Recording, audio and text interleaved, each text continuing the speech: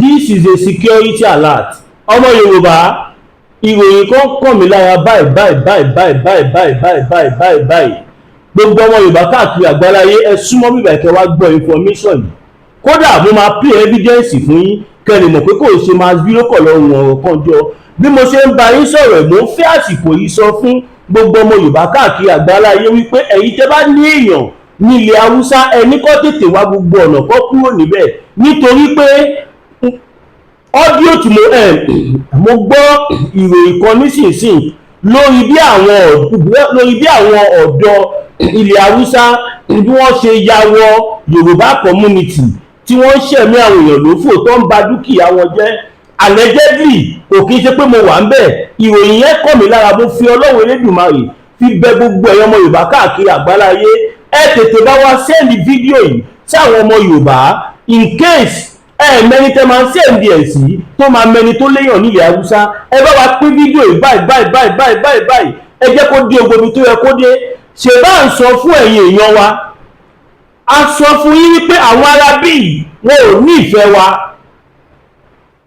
ẹ̀yin bàbá wa sẹ́ni ká máa fi tipátipá ká fi máa tọ̀ lọ́wọ́ ẹbí ẹ̀wọ̀n tó ń ṣe fáwa ní Kaduna kò sí Kaduna nìkan bẹ́ẹ̀ láti máa ń gbọ́ nígbó tí ń ṣẹlẹ̀ o àti máa ń gbọ́ lọ́dà state náà nílẹ̀ Haúsá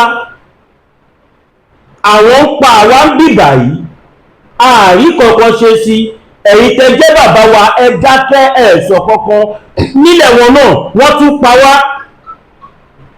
ṣe rí pé ọ̀rọ̀ yìí ó ti fẹ́ máa kọjá nǹkan tá à ń rò mò ń fàsìkò yìí pé bàbá wa Onírìṣà mò ń fàsìkò yìí pé bàbá wa ọba Aláké mò ń fàsìkò yìí pé bàbá wa ọba Àwùjalẹ̀ mò ń fàsìkò yìí pé bàbá Bọ́lá Ahmed Tinubu ṣe ti rí kan tá à ń sọ báyìí tá a bá sọ pé a ò bá àwọn wèrè wọ̀nyí ṣe wọ́n ẹ̀mí tipátipá pọ̀mọ̀ ìyá kí la fi tán as a matter of fact kò sí nǹkan kan tó dà àwa ọmọ Yorùbá àti Fúlàní papọ̀ tẹ́ bá dẹ̀ lọ wo àwọn wèrè tó ń ṣiṣẹ́ yẹn ilẹ̀ Haúsá àwọn Fúlàní yìí they are the Fulanis nígbà tí mo gbọ́ ìròyìn yìí inú mi bàjẹ́ mo wò pé I can't hold it to myself mo ní láti súnmọ́ ẹ̀yin tẹ́ dé ìyá àti bàbá wa because this is a very serious issue kò lè kí n ṣe Kaduna nìkan ni ó ti ń ṣẹlẹ̀ a máa ṣẹlẹ̀ lọ́pọ̀lọpọ̀ ibi tó jẹ́ palẹ̀ má gbọ́ newspaper ò ní gbé tẹlifíṣàn ò ní gbé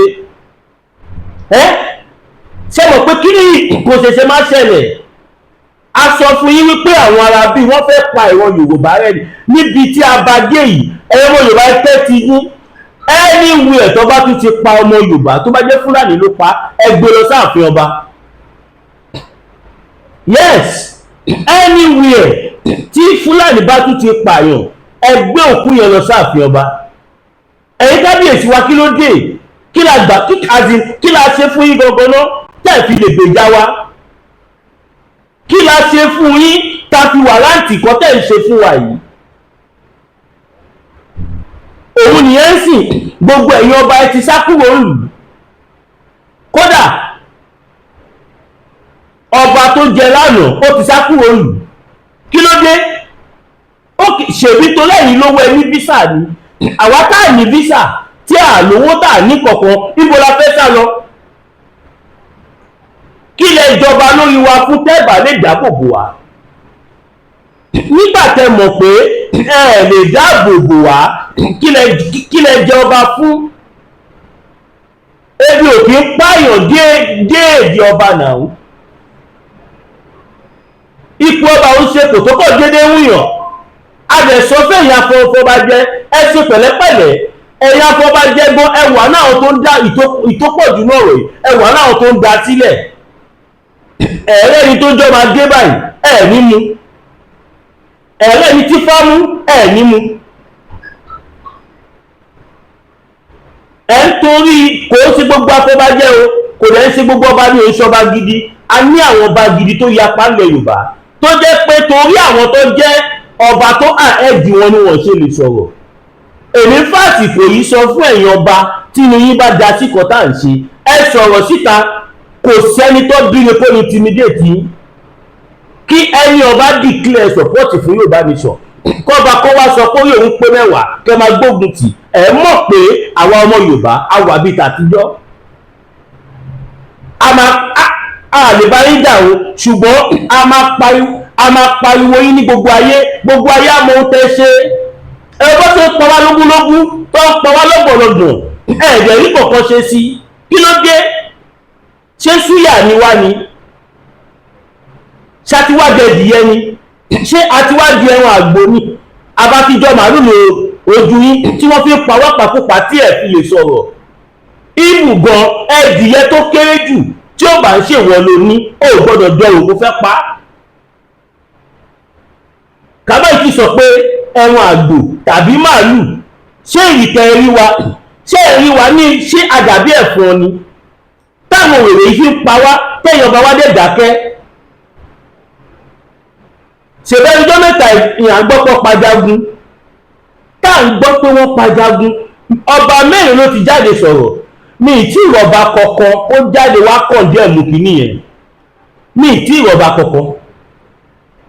Mo máa kà àwọn nǹkan bíi mẹ́rin ni mo mú wá fún yín kí Ọlọ́run jẹ́ ká kókò kó gbà wá. Kí kọ́kọ́ play ti Kaduna ẹ̀rọ kẹgbọ́ kẹ́ lè mọ̀ wípé kẹ́ lè mọ̀ pé ogún kódà ogún báwo ẹgbẹ̀gbẹ̀ta nǹkan ń ṣẹlẹ̀ ilẹ̀ Yorùbá.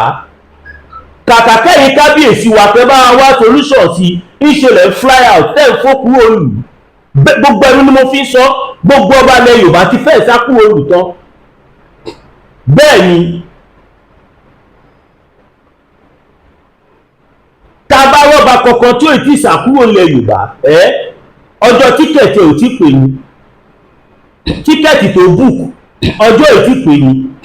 Almost gbogbo ọba ni wọ́n ti búùkù tíkẹ̀tì, running out of the country, not all of them but almost. Kí ló dé? Ìgbà tẹ́yìn sá, níbo ni káwà sá lọ? Ẹni tó lọ́wọ́ tún gbé tìwà ẹ̀yìn lọ́balọ́ba religious leader bíi Pastor Adébóyè, bíi Davido Oyedepo, bàbá wa Túndé Bákàrè, bàbá wa Adékọ̀yà, WF Kúmúyì, gbogbo yẹn dákẹ́ ẹ̀ ṣọ̀kọ̀kan. Bí àwọn traditional ruler ṣe dákẹ́, àwọn religious leader náà wọ́n panu mọ́. Àwọn àfáà ńláńlá tó jẹ́ pé láyé àtijọ́ a mọ bó ṣe máa ń sọ̀rọ̀, a mọ bó ṣe máa ń sojú abẹ níkù, everybody kept quiet.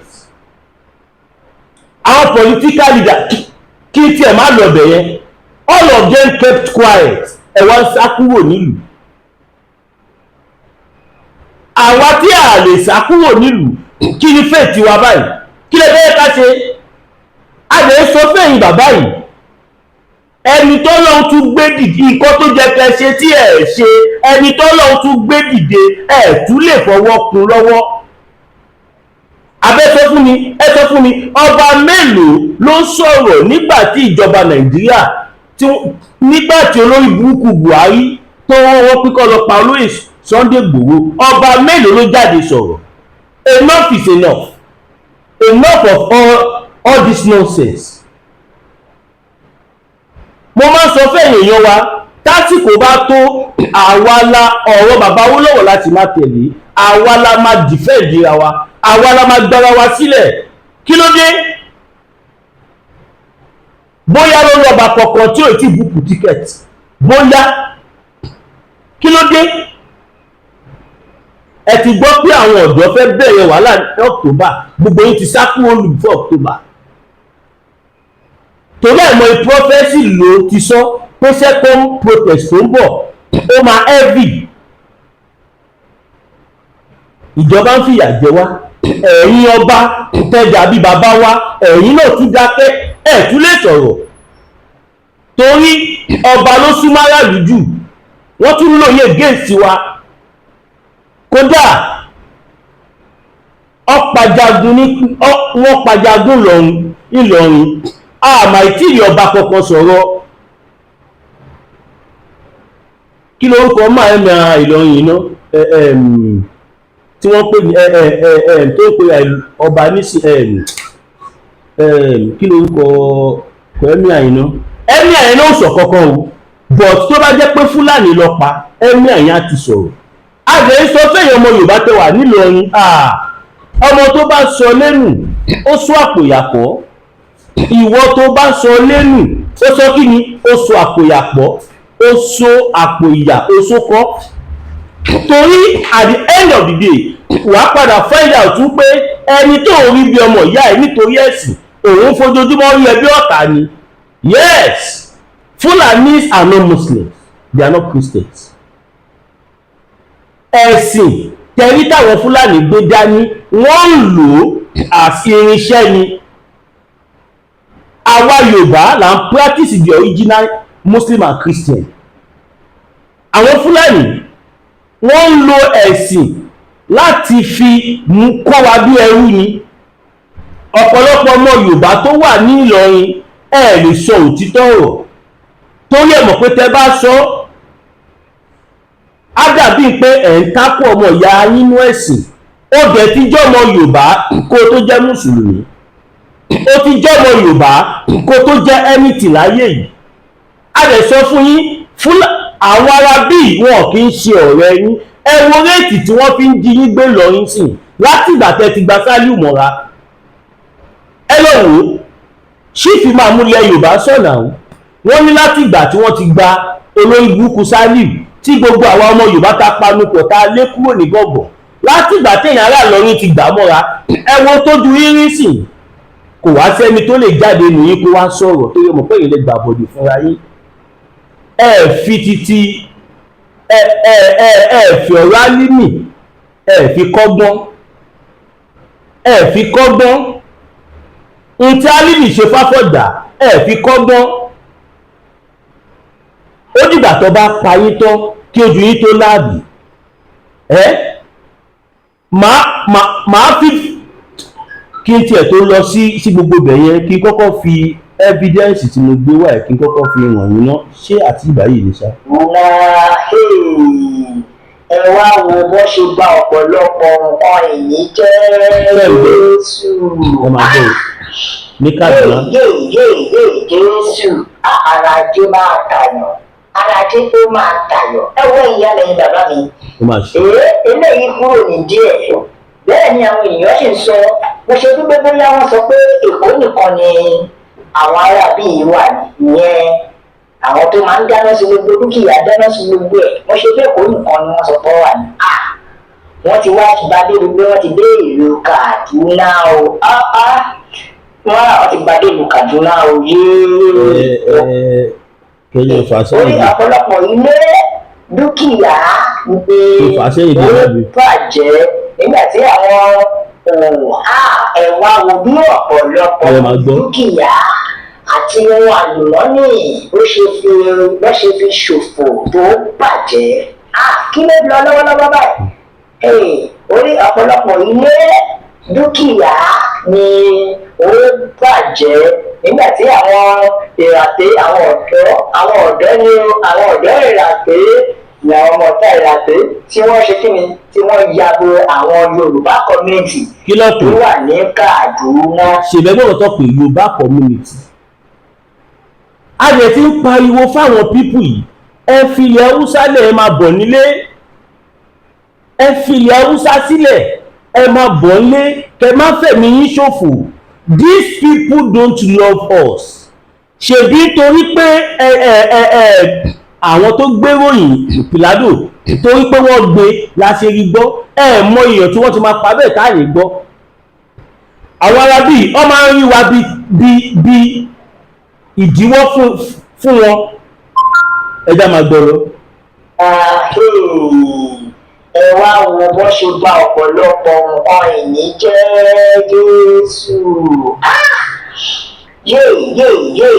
Jésù arajé máa tàyàn, arajé tó máa tàyàn. ẹ wọ ìyá lẹ́yìn bàbá mi. eléyìí kúrò ní díẹ̀. bẹ́ẹ̀ ni àwọn èèyàn ṣe sọ, mo ṣe dúpẹ́ bóyá wọ́n sọ pé Èkó nìkan ni àwọn ará bíi wà nìyẹn. ẹ wò ó kí n má plé ẹ̀ jù torí nǹkan bíi mẹ́rin ni mo ní mo fẹ́ ṣe àlàyé ẹ̀ fún yín lè ní ẹyọ kan sì lélẹ̀.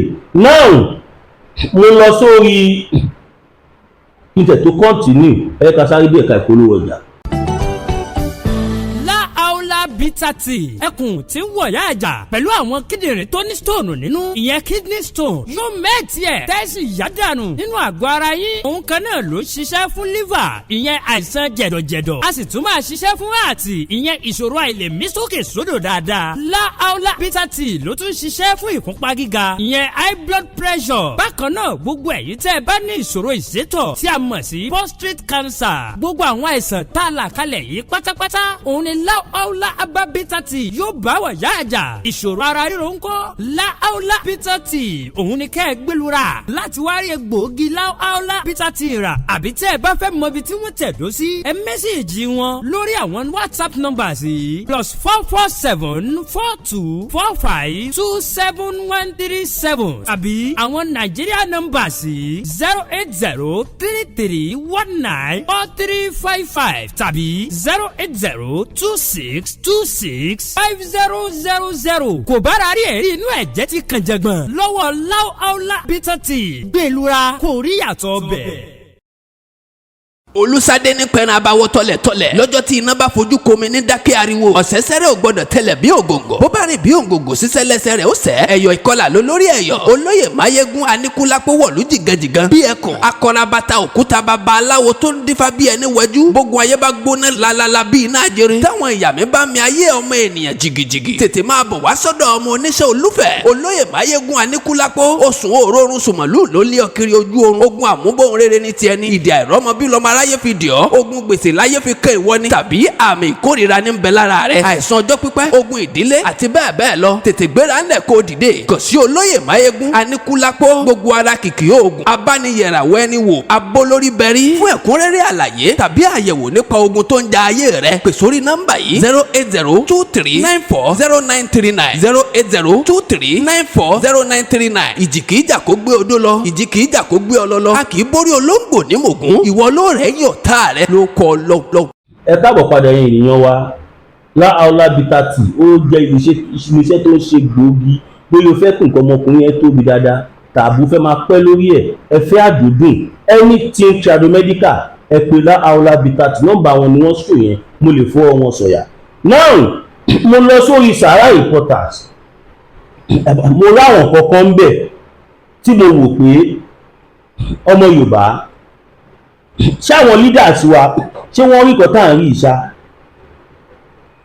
ṣé wọ́n rí ṣá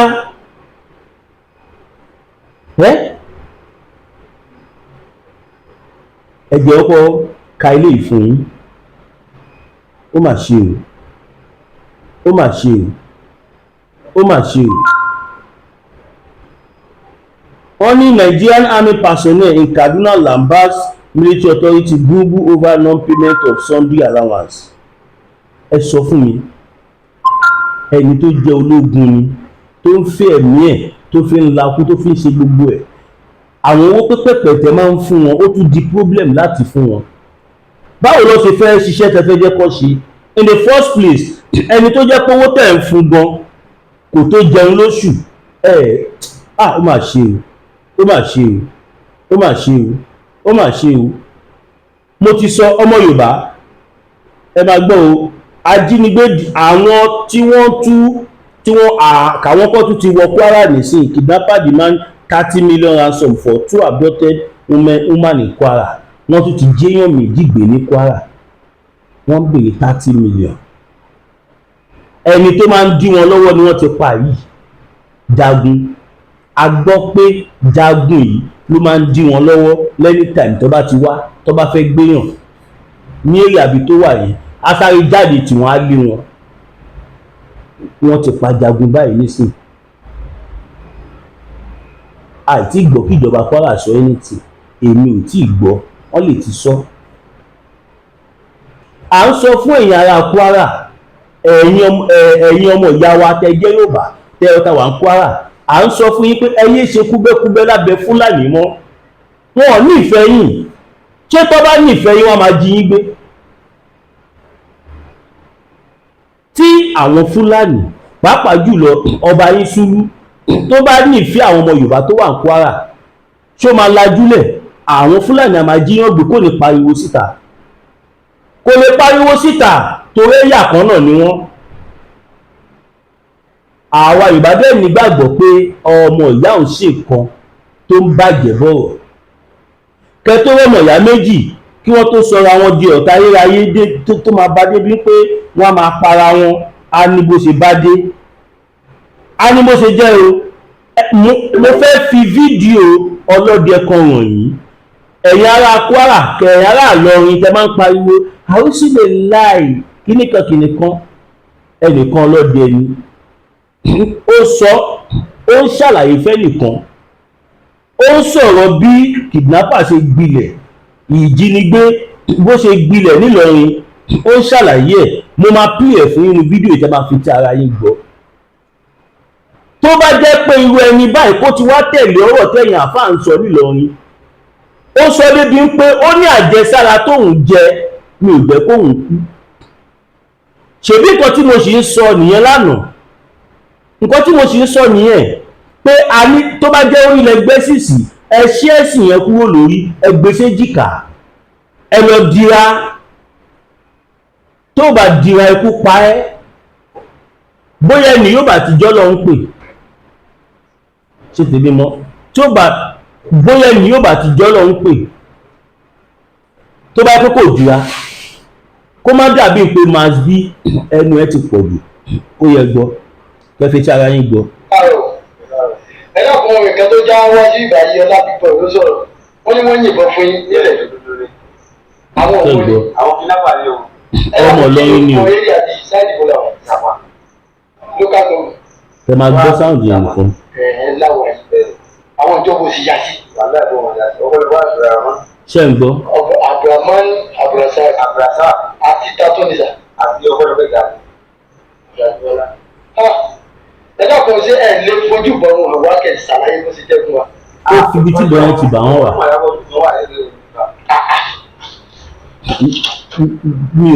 mi ní fẹ́ ṣòkò bẹ́ẹ̀ sí ibi fún ẹ̀. ojú bọ̀ ni ibi wọ́n pọ̀ ní bóyá wọ́n ti bọ̀ jù wá. ẹ̀dá kan báwo ló ṣe jẹ́ gan-an. ọlọ́run nìkan ló ta ló wa káwọn ìwọ́n láti àná wa. kó tó di pé máa kọ́ntínú àti máa play fídíò yìí lọ ẹ̀yin àfáà lọrin kí ló dé tẹ́ sọ̀rọ̀ nípa ilé yìí a sọ pé ẹ̀sìn tẹ́ sọ̀rọ̀ nípa ọ̀dà ṣùgbọ́n mo fẹ́ jẹ́ kẹ́yìn àfáà tẹ́ wà nílọrin mo fẹ́ jẹ́ kẹ́ mọ̀ pé ẹni tó bá wà láyé ló ń ṣẹ̀sìn o ẹni tó bá wà láyé òun ló ń ṣe ẹ̀sìn ẹni tí ó bá sí láyé kò lè ṣẹ̀sìn ẹ ti kọ́kọ́ dú ẹ̀mí yín náà kí ẹ tó dú ẹ̀sìn àbí ṣafẹ́ sọ pé wọ́n lárákùnrin yìí pa ni ó fi gbóyè hàn wá ó upload ẹ̀ tí a lè rí online ó ní àwọn Fúlàní wọ́n kún bẹ̀ bám tí wọ́n jíyàn gbé ẹ máa fẹ́ tí ara yín gbọ́ ọ̀pọ̀lọpọ̀ ọkọ̀ báyìí ṣẹlẹ̀ nílọrin ọ̀rọ̀ ẹ̀sìn ni ẹ̀ ń gbé kọjá nǹkan tó ṣẹlẹ̀ mo ń fàsìkò yìí pé bírọ́dà wa Lágbàjì ẹ àdírẹ́sì ọ̀rọ̀ yìí ẹ̀yin ògo Ìlọrin ẹ àdírẹ́sì ọ̀rọ̀ yìí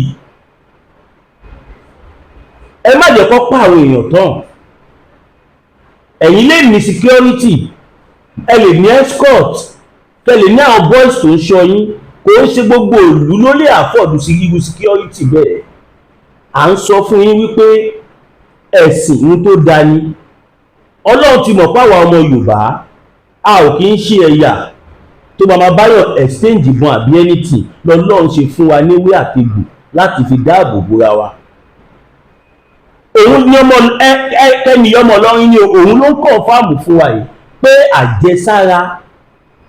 àjẹsára ló kóhun yọ tí ó bá jẹ́ bẹ́ẹ̀ ojú ọta tó fi hàn wá yẹn ṣébọn yìí ò ní pàdánù ó máa pa òun la ti ń sọ fún yín wípé ẹ jẹ́ kí gbogbo wa sowọ́pọ̀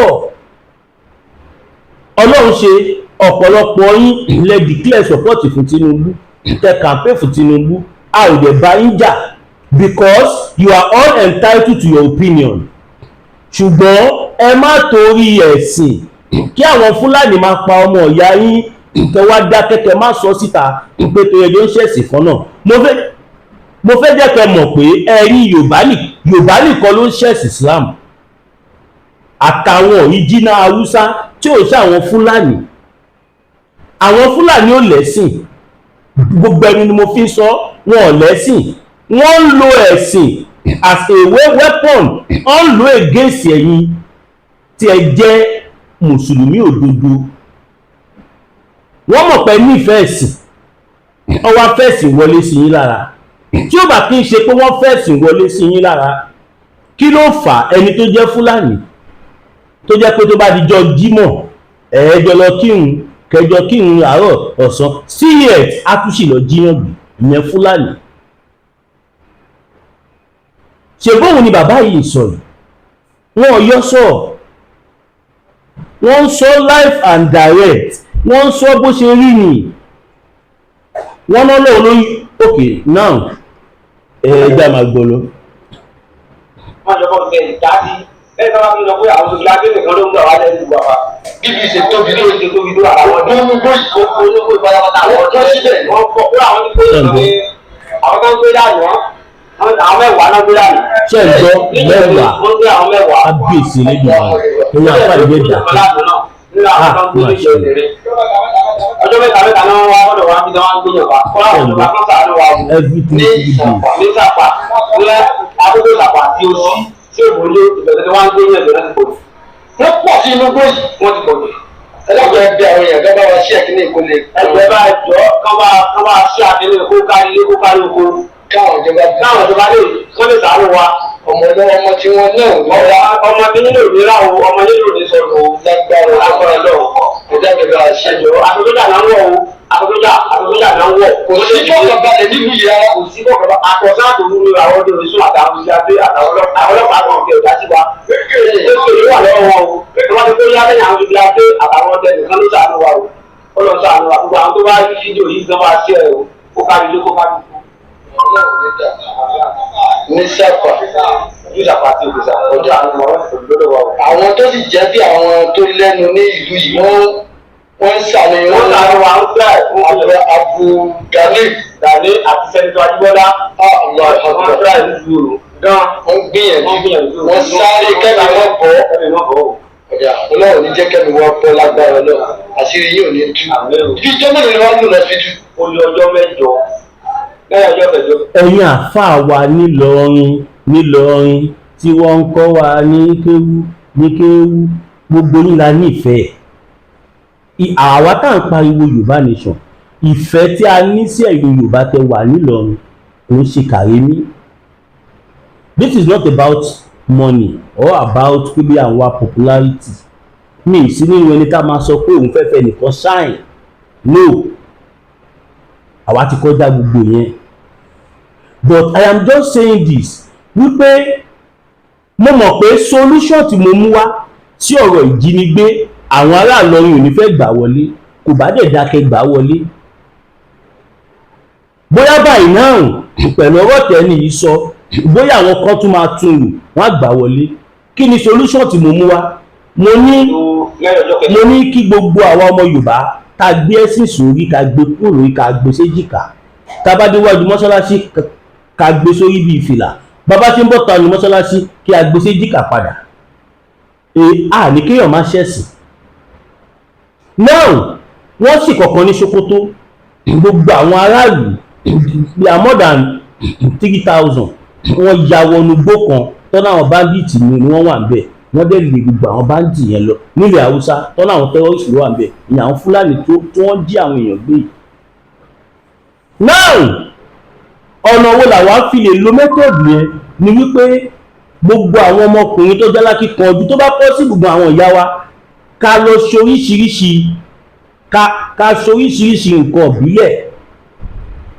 Àwọn Fúlàní ò ní nǹkan míì tó kọjá ọ̀bẹ, àdá, ìbọn. Nǹkan mẹ́ta tó jẹ́ kókó tún àti ọfà, nǹkan mẹ́rin tó jẹ́ kókó tí àwọn èèyàn wá fi ń bẹ̀rù wọn nìyẹn. Ọlọ́run dẹ̀ ṣe kọ́lọ́run fi rọ̀ wá lọ́rùn nílẹ̀ Yorùbá débi pé a ní nǹkan tá a lè lò nílẹ̀ Yorùbá tí gbogbo nǹkan yẹn ò ní wúlò fún wọn. Ẹ máa tún gbọ́, a ní nǹkan nílẹ̀ Yorùbá débi pé gbogbo àwọn kinní yẹn kò ní wúlò fún wọn tó bá kó wá. Ká lọ dira, kò ní ká má ṣẹ̀sìn. Ìwọ tó ní millions of money tí wàá fi gba DSS tàbí mobile police tá máa tẹ̀lé ẹ, tàbí tí wàá fi gba local security tó máa tẹ̀lé ẹ kiri. Kí ló dé tí ò lè ja ewé àtegbò kò fi wọn ra ẹ lọ́wọ́ kò má ṣẹ̀mí ẹ lófò? Ẹni tó ń sọ̀rọ̀ yìí táwọn máa wò lọ wò bọ̀ mùsùlùmí ló máa jẹ́. Tó bá jẹ́ pé òun náà wá dákẹ́ tó tẹ́wọ́ tẹtẹrẹ, ṣẹ́wọ̀n fún wọn bá ti pàdánù tí gbogbo wa bá dira. Àwọn Fúlàní àríwẹ̀rì tó bá pọ̀ tó bá wọlé ní 10, 20, 10, 15, 20. Ìgbà mí gómìnà dáhùn 4 àbí 6 ni wọ́n máa wá tó máa ya bo ìlú kan tí wọ́n bẹ̀rẹ̀ sí ní yìn ìbọn tẹ́gbọ̀dá máa sá lọ tí wọ́n dẹ̀ kó àwọn tó bá fẹ́ kó lọ. Ẹ wá ìmájí bóyá adira láti dára wa lójú ní ìníkẹfẹ́ ayé fi dóògùn rárá. Ẹwẹ́dìyà àbí kankan ẹ̀rà àwọn nǹkan tó bá ṣe fún yín kẹfì sí lára. Kí ẹ wá security bí abí vigilante àbágbẹ̀kọ́ ìyá ọ̀kọ̀ọ̀kọ̀ bẹ́ẹ̀ kẹ sọ kẹ fún wọn lówó tó bá lọ fi wọn kí wọ́n dẹ̀ tẹ̀sí ẹ̀ fún yín. Oríṣiríṣi nǹkan wà tẹ̀lé ìlú láti dáàbò bora yín. Tẹ́ẹ̀bà dẹ̀ fẹ́ ṣe gba àwọn nǹkan bẹ́ẹ̀, àwọn nǹkan kan wà nílẹ̀ Yorùbá tó jẹ́ pé tẹ́ bá ní lára inú kẹ lọ́kọ́ dé tàbí nínú kẹ lọ́sìsì kọ́ dé tàbí káwọn lọ nísinsìnyí kí ẹ̀yìn dé. Oríṣiríṣi kan lọ́lọ́run fi kẹ́ wa nílẹ̀ Yorùbá, ṣùgbọ́n a ti torí ẹ̀sìn tó mú wá fún wa ní kò ń ṣe nǹkan tó dáa ni a ti torí ẹ̀ à ń ṣẹ̀mí wa lófò. Ó jẹ́ ká ronú pé gbogbo ìgbà táwọn Fúlàní fi ń kógun gbà àwọn bàbá wa láyé àtijọ́ wọn ṣáà níbọn ṣàkàbùlà lọ ní. Ìmí inú àwọn bàbá wa gan máa lọ jagun tó máa fi dé kò ní yẹn tu ẹyọ kan. Tó bá fẹ́ yẹn tù bóyá ẹ̀wọ̀n kankan tó ń sá lọ tó fẹ́ pa kí wọ́n yan jẹ lójú ogun. Àìmọye nǹkan tó bá fi ń jagun. Tá a bá dira tí Fúlàní bá dé àwa la máa mú wọn lẹ̀ fún ìjọba.